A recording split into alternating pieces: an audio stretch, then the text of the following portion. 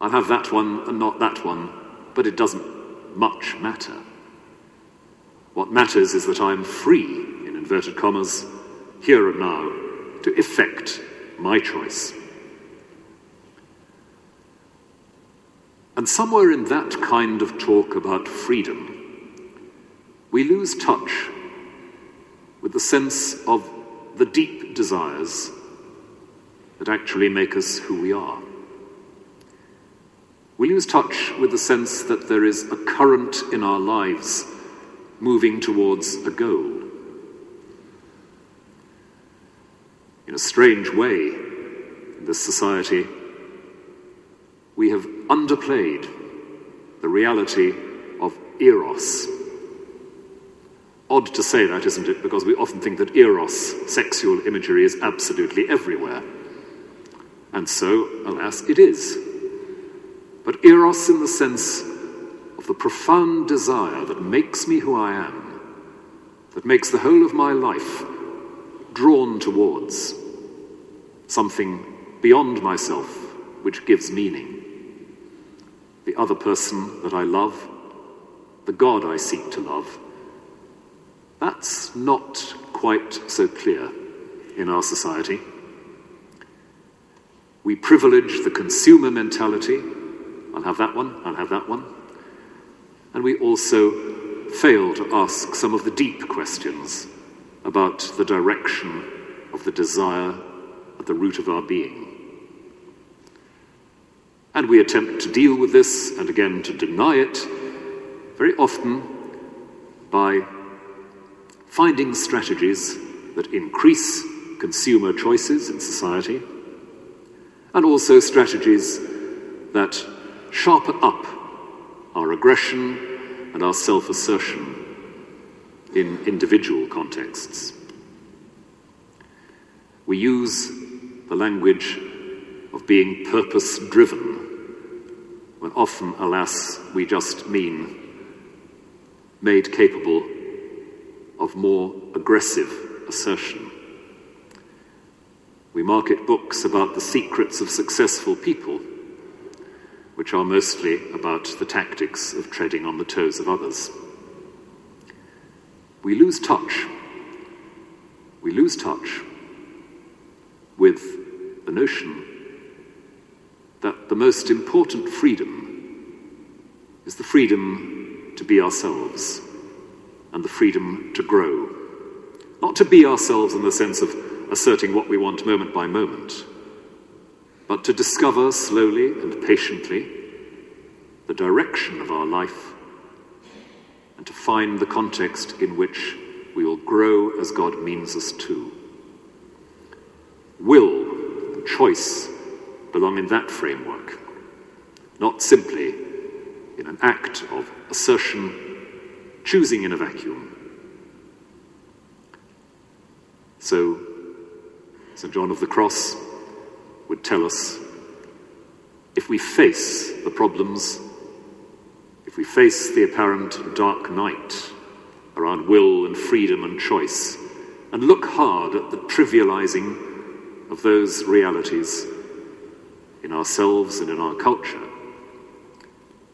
maybe we shall become able to grow into love. Love, an expression of the freedom to receive. Love as that which drives us to take time and to let go of anxiety. Love which permits us to be enriched, to be given to be made alive, to be breathed into. Not a passive thing, as some of those images might suggest, but a state of openness to joy. Love not simply as doing good, but as a deep contemplative regard for the world, for humanity in general, for human beings in particular, and for God.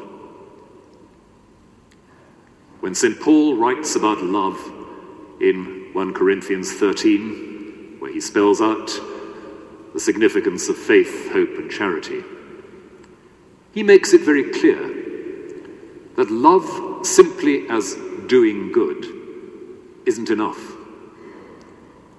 Love has to be the delight in another, the refusal to be glad at another's failure, the willingness to receive truth as a life-giving, joy-giving thing. Love is something generated by being loved. Not that we loved God, but that he loved us, says the first letter of John.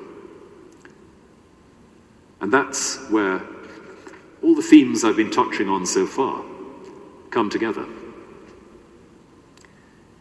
That presence which doesn't go away, that presence which, so to speak, remembers and holds in a single gaze what has been true and is true of us, that eternal, unshakable witness to what we are, that dependable presence, is love.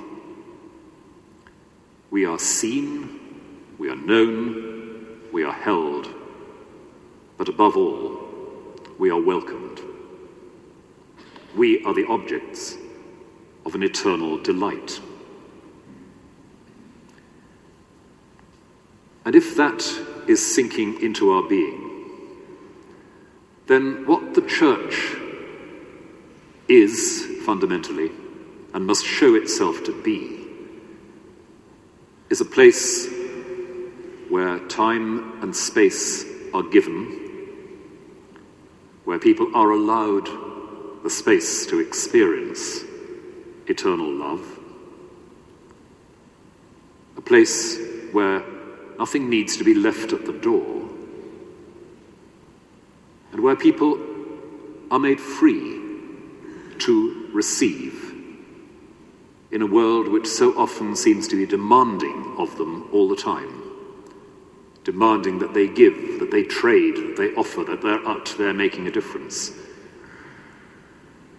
Is the church an environment in which people can learn to open themselves to joy, the joy that can only come by letting go of anxious selfishness and the obsession with choosing in the way that I've outlined? Just as it is a great challenge to the church to be a place that is dependable, a place that is patient, it's a great challenge for the church to become a place sufficiently still for people to open up, sufficiently quiet, sufficiently unanxious for people to learn that they can receive what the ultimate truth of the universe wants to give them. So, these are some of the ways in which, in our particular cultural context, with the anxieties and obsessions that characterize our age, we might, through the crises, the dark night or the brick wall, come to rediscover those three theological virtues of faith and hope and charity. We rediscover them as we discover that relationship which makes us whole, that relationship with the unconditional presence and witness, absolution and affirmation that belongs to God. We discover all this, in short, in relation to the God of the Gospels, the God of Jesus, the God Jesus is. Because the gospel of God, as the New